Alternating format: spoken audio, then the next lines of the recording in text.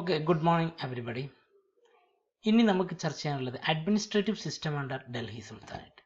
ഡൽഹി സുൽത്താനേറ്റിൻ്റെ കാലഘട്ടത്തിലെ ഭരണ സമ്പ്രദായം എങ്ങനെയാണെന്നുള്ളത് വളരെ പ്രധാനപ്പെട്ട ഒരു എസ്സേ ആയിട്ട് പലപ്പോഴും ചോദിക്കുന്നതാണ്. കുറേ തലങ്ങൾ ഡൽഹി സുൽത്താനേറ്റിൻ്റെ ഭരണത്തെക്കുറിച്ച് പറയുമ്പോൾ കുറേ തലങ്ങളുണ്ട്, നമുക്കതിലേക്ക് ചർച്ച ചെയ്യേണ്ടതുണ്ട്. ദെൻ ഇതിനകത്തുള്ള കുറച്ച് രണ്ടോ മൂന്നോ വീഡിയോ ക്ലാസ്സുകളായിട്ട് നമുക്ക് കംപ്ലീറ്റ് ചെയ്യാം. സുൽത്താനേറ്റ് ഓഫ് ഡൽഹി 1206 മുതൽ 1526 വരെയുള്ള 5 രാജവംശങ്ങളുടെ ഭരണമാണ് സുൽത്താനേറ്റ് ഓഫ് ഡൽഹി എന്നറിയപ്പെടുന്നത്, അല്ലെങ്കിൽ ഡൽഹി സുൽത്താനേറ്റ് എന്നറിയപ്പെടുന്നത്. ആദ്യം ഇതിനകത്ത് ചർച്ച ചെയ്യുന്നത് നേച്ചർ ഓഫ് സ്റ്റേറ്റ്, രാഷ്ട്രത്തിൻ്റെ സ്വഭാവം എങ്ങനെയാണെന്നുള്ളത് നമുക്ക് ആദ്യം ചർച്ച ചെയ്യേണ്ടത്. നേച്ചർ ഓഫ് സ്റ്റേറ്റ് ആദ്യം നമുക്ക് ചർച്ച ചെയ്യേണ്ട ടോപ്പിക്ക് ഡൽഹി സുൽത്താനേറ്റിൻ്റെ അവരുടെ രാഷ്ട്രത്തിൻ്റെ സ്വഭാവം സവിശേഷത എന്താണ്. അതിനകത്ത് ഏറ്റവും പ്രധാനപ്പെട്ട ഒരു സ്വഭാവമായിട്ട് പറയുന്നത് ഇതൊരു theocratic state. Delhi sultanate was a theocratic. Theocracy എന്ന് പറയുന്നത് ദൈവിക ഭരണം, അല്ലെങ്കിൽ മതാത്മകമായ രാഷ്ട്രം, അങ്ങനത്തെ രാഷ്ട്രമായിരുന്നു എന്നുള്ളതാണ് ഒരു കാഴ്ചപ്പാട്. അത് പറയുന്നത് തിയോക്രാറ്റിക് സ്റ്റേറ്റ് എന്ന് പറയുന്നതിൻ്റെ കാരണം ഇവർ ശരീഅത്ത് അനുസരിച്ചാണ് ഭരിച്ചിരുന്നത്. ശരീഅത്ത് എന്ന് പറഞ്ഞാൽ ഖുറാനിക നിയമങ്ങൾ, ഖുർആനിൽ നിർദ്ദേശിക്കുന്ന നിയമങ്ങൾ അനുസരിച്ച് ഭരിച്ചു. ഖുറാനിലെ നിയമങ്ങളെയാണ് ശരീഅത്ത് നിയമങ്ങൾ എന്ന് പറയുന്നത്. അപ്പോൾ ഈ ഡൽഹി സുൽത്താനേറ്റ് ഖുറാനിലെ നിയമങ്ങളാണ് അവരുടെ രാഷ്ട്രത്തിൻ്റെ അവരുടെ ഭരണഘടന ആയിരുന്നത്. അതുകൊണ്ടാണ് ഇതൊരു തിയോക്രാറ്റിക് സ്റ്റേറ്റ് എന്ന് പറയുന്നത് എന്നാണ് അവരുടെ ന്യായം.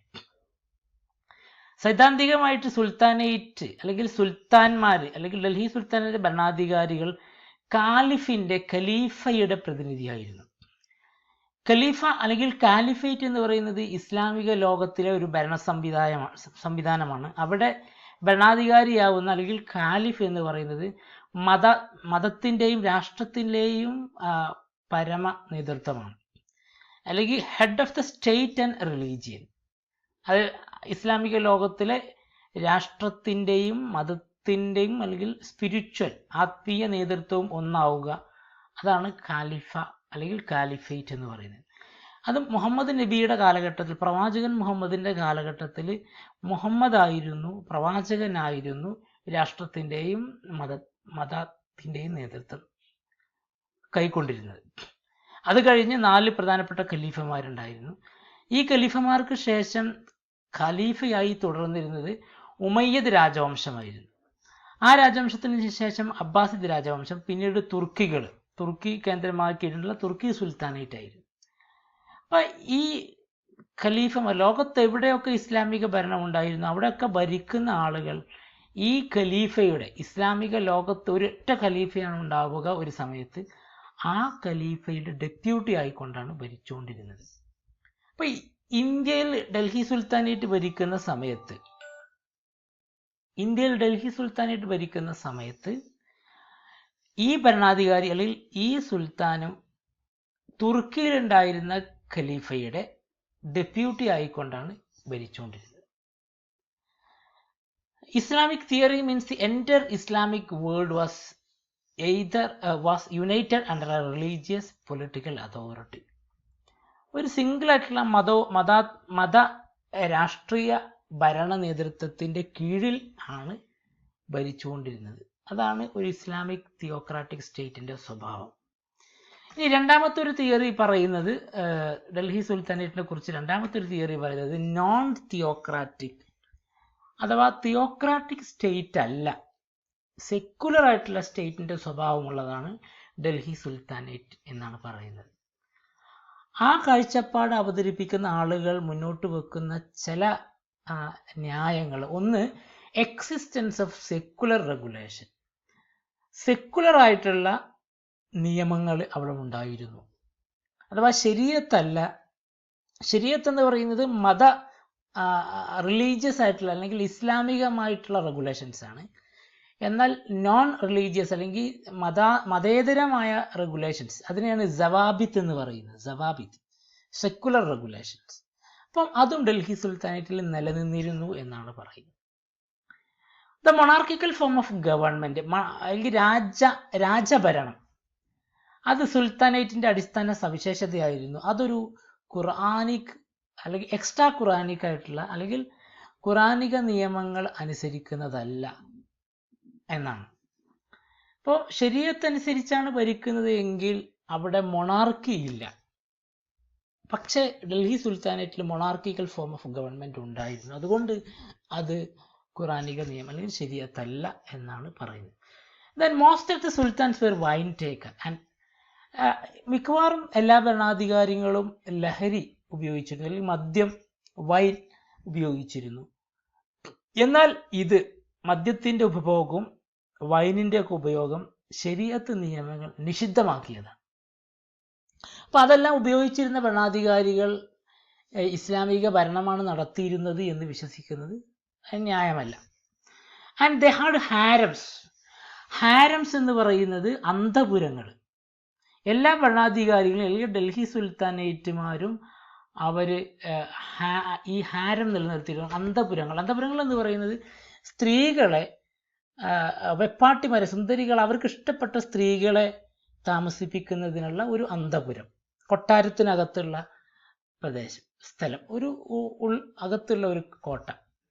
അവിടെ അവർക്ക് ഇഷ്ടപ്പെട്ട സ്ത്രീകളെ അവർ കൊണ്ടുവന്നിരുന്നു. കോൺക്യുബിൻസ്, വെപ്പാട്ടിമാരെ നിലനിർത്തിയിരുന്നു. എന്നാൽ ഈ ഒരു സംഭവം ഇസ്ലാമികമായ നിയമങ്ങൾ അനുശാസിക്കുന്ന അല്ലെങ്കിൽ അതിന് വിരുദ്ധമാണ്. അപ്പൊ ഇത്രയുള്ള കാരണങ്ങൾ കൊണ്ട് ഇത് തിയോക്രാറ്റിക് സ്റ്റേറ്റ് അല്ല എന്നുള്ളതാണ് മറ്റൊരു വാദം. പക്ഷെ ഇതെന്താണ്? It's A modified Indian form of administration. അപ്പൊ ഈ ഒരു ഭരണം എന്ന് പറയുന്നത് ഇന്ത്യയിലെ ഒരു അല്ലെങ്കിൽ കാലിഫേറ്റിൽ നിന്നും കുറെ മാറ്റങ്ങൾ വരുത്തിയിട്ടുള്ള ഇന്ത്യൻ കാലാവസ്ഥയിൽ അനുകൂലമാവുന്ന ഒരു അഡ്മിനിസ്ട്രേഷൻ അല്ലെങ്കിൽ ഒരു രജ്പുട്ട് സെറ്റിങ്സിലേക്ക് കാലിഫേറ്റിനെ മോഡിഫൈ ചെയ്തുകൊണ്ടുള്ള ഒരു ഭരണ സംവിധാനമാണ്. ഇസ്ലാമികമായ ഭരണത്തിന്റെ സ്വഭാവവുമുണ്ട്, അതോടൊപ്പം ഈ തദ്ദേശീയമായ ഭരണ സംവിധാനത്തിന്റെ സവിശേഷതകളുമുള്ള ഒരു ഭരണമായിരുന്നു ഡൽഹി സുൽത്താനേറ്റിൻ്റെത് എന്നാണ് കൂടുതൽ ആളുകളും പറയുന്നത്. ഇനി തിയറി ഓഫ് കിങ്ഷിപ്പ് ഭരണ നേതൃത്വത്തിന്റെ സവിശേഷതകളാണ് നമ്മൾ പറയുന്നത്. സുൽത്താൻ അല്ലെങ്കിൽ head of the state always used to be the king and he is called sultan. രാജാവ് അറിയപ്പെട്ടിരുന്നത് സുൽത്താൻ എന്ന പേരിലാണ്. സൈദ്ധാന്തികമായി അദ്ദേഹം ഖുറാൻ അടിസ്ഥാനപ്പെടുത്തിയാണ് ഭരിച്ചിരുന്നത് എന്ന് പറയുന്നു. അല്ലെങ്കിൽ ഖലീഫയുടെ പ്രതിനിധിയായിക്കൊണ്ട് ഭരിച്ചിരുന്ന ആളാണ് സുൽത്താൻ ഡൽഹി സുൽത്താനേറ്റിൽ.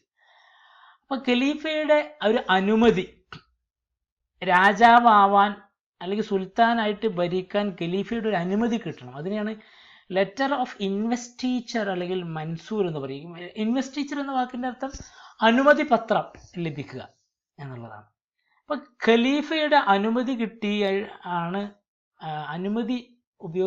അനുമതി കിട്ടിയിട്ടുള്ള ആളുകളാണ് ഡൽഹി സുൽത്താൻമാർ എന്ന് പറയും. അപ്പൊ അനുമതി പത്രം അല്ലെങ്കിൽ ഖലീഫയുടെ പ്രതിനിധിയായിക്കൊണ്ടാണ് ഇന്ത്യ ഭരിച്ചിരുന്നത്. പ്രാക്ടിക്കലി ഇവര് സുൽത്താൻമാര് ഒരു സ്വേച്ഛാധിപതികളായിരുന്നു. And he was the state and the source of all authority. എല്ലാ അധികാരത്തിൻ്റെയും കേന്ദ്രമായിരുന്നു സുൽത്താൻമാർ. And his word was the law and he could defy the authority of ulema. അദ്ദേഹത്തിന്റെ വാക്കുകളാണ് പരമമായിട്ടുള്ളത്. സുൽത്താൻമാരുടെ വാക്കുകൾ പരമമായിട്ട് ഉണ്ടായിരുന്നതാണ്. അതുപോലെ തന്നെ ഉലേമാസ് എന്ന് പറയുന്ന ഇസ്ലാമിക പണ്ഡിതന്മാരാണ്. ഇസ്ലാമിക ലോകത്തിലെ പ്രീസ്റ്റ് പണ്ഡിതന്മാരാണ് ഉലേമ എന്ന് പറയുന്നത്. ഉലേമമാരുടെ വാക്കുകൾ അല്ലെങ്കിൽ അത് അവർക്ക് അവഗണിക്കാമായിരുന്നു, അവരുടെ സ്വയം വാക്കുകൾ. ഉലേമമാർ എന്ന് പറയുന്നത് ശരീഅത്തിലെ പണ്ഡിതന്മാരാണ് അല്ലെങ്കിൽ ഇസ്ലാമിക പണ്ഡിതന്മാരാണ്. ഇവരുടെ നിർദ്ദേശങ്ങൾ അനുസരിച്ചാണ് ഇസ്ലാമിക ഭരണാധികാരികൾ ഭരിക്കേണ്ടിയിരുന്നത്. പക്ഷേ ഡൽഹി സുൽത്താനേറ്റിൽ ഇന്ത്യയിൽ ഭരിച്ചുകൊണ്ടിരുന്ന ആളുകൾ പലപ്പോഴും അലാവുദ്ദീൻ ഖിൽജിയുടെ കാലഘട്ടത്തിലൊക്കെ അദ്ദേഹം പണ്ഡിതന്മാരുടെ വാക്കുകളെ മറികടന്നുകൊണ്ട് ഭരണം നടത്തിയിരുന്നു. അപ്പം അതുകൊണ്ടാണ് അവർ ശരീഅത്ത് അനുസരിച്ചല്ല ഭരിച്ചത് അല്ലെങ്കിൽ അതൊരു തിയോക്രാറ്റിക് സ്റ്റേറ്റ് അല്ല എന്ന് പറയുന്നത്. And Sultan was the chief executive head of the state. രാഷ്ട്രത്തിൻ്റെ ഭരണ അല്ലെങ്കിൽ കാര്യനിർവഹണ വിഭാഗത്തിലെ തലവനായിരുന്നു സുൽത്താൻ. അദ്ദേഹത്തിന് ഏതൊരു ഉദ്യോഗസ്ഥനെയും നിയമിക്കാനും അദ്ദേഹത്തെ പുറത്താക്കാനുമുള്ള അധികാരമുണ്ടായിരുന്നു. അതോടൊപ്പം തന്നെ അദ്ദേഹമാണ് നീതിന്യായ വകുപ്പിൻ്റെ തലവൻ. ആൻഡ് അദ്ദേഹത്തിന് ഏതൊരു ആളേക്കും ഉള്ള ശിക്ഷ വിധിക്കാൻ, ഏത് രൂപത്തിലുള്ള ശിക്ഷ വിധിക്കാനുള്ള അധികാരവും ഉണ്ടായിരുന്നു. And the principle of hereditary succession was not accepted.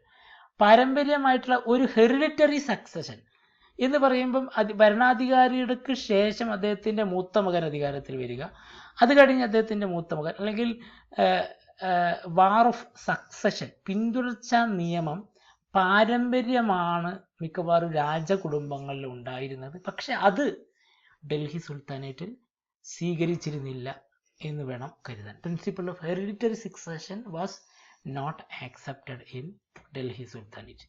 ഇതാണ് ഡൽഹി സുൽത്താനേറ്റിൻ്റെ അഡ്മിനിസ്ട്രേഷൻ. സുൽത്താൻ്റെ അധികാരത്തെക്കുറിച്ച് പറയുമ്പോൾ പ്രധാനമായും മനസ്സിലാക്കേണ്ട കാര്യം, sultan is the king is called sultan and he is the head of the state. രാഷ്ട്രത്തിൻ്റെ തലവനാണ്, അല്ലെങ്കിൽ head of executive, chief executive, മുഖ്യ കാര്യനിർവഹണ വിഭാഗം.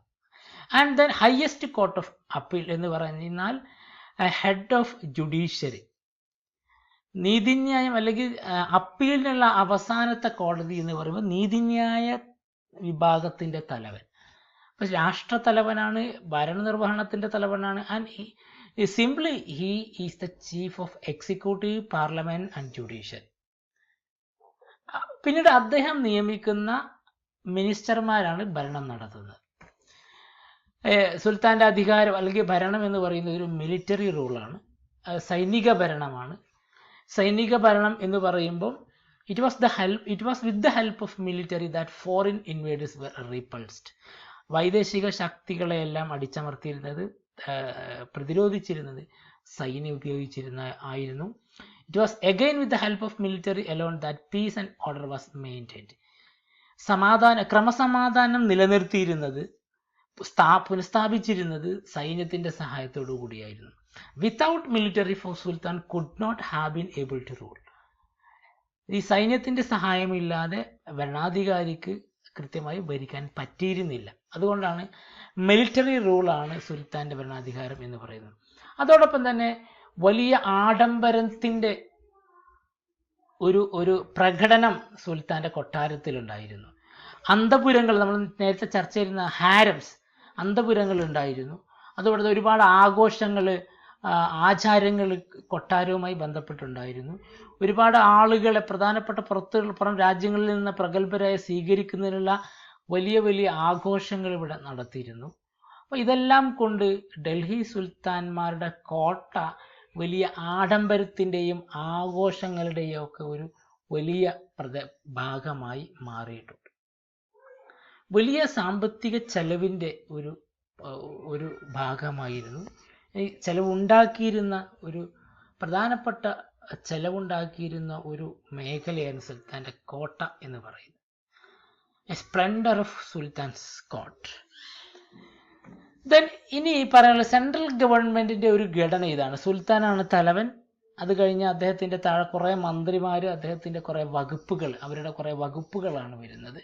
നമുക്ക് ഇത് സെൻട്രൽ ഗവൺമെൻറ്റിൻ്റെ മറ്റു സവിശേഷതകളിലേക്ക് നമുക്ക് അടുത്ത ക്ലാസ്സിൽ ചർച്ച ചെയ്യാം. ഇപ്പോൾ ഇന്ന് നമ്മൾ ചർച്ച ചെയ്ത് നേച്ചർ ഓഫ് സ്റ്റേറ്റിൻ്റെ, ഡൽഹി സുൽത്താനേറ്റ് സ്റ്റേറ്റിൻ്റെ സവിശേഷത, അതോടൊപ്പം സെൻട്രൽ ഗവൺമെൻറ്റിൽ സുൽത്താൻ, അദ്ദേഹത്തിൻ്റെ അധികാരങ്ങൾ എന്തൊക്കെയാണ്, അദ്ദേഹത്തിൻ്റെ ഭരണ സവിശേഷതകൾ എന്തൊക്കെയാണ് എന്നുമാണ് പറഞ്ഞത്. ഇനി നമുക്ക് പറയാനുള്ളത് സെൻട്രൽ ഗവൺമെൻറ്റിലെ മറ്റു ഡിപ്പാർട്ട്മെൻറ്റുകളും പ്രധാനപ്പെട്ട ഉദ്യോഗസ്ഥരുമാണ്. അത് നമുക്ക് അടുത്ത ക്ലാസ്സിൽ ചർച്ച ചെയ്യാവുന്നതാണ്.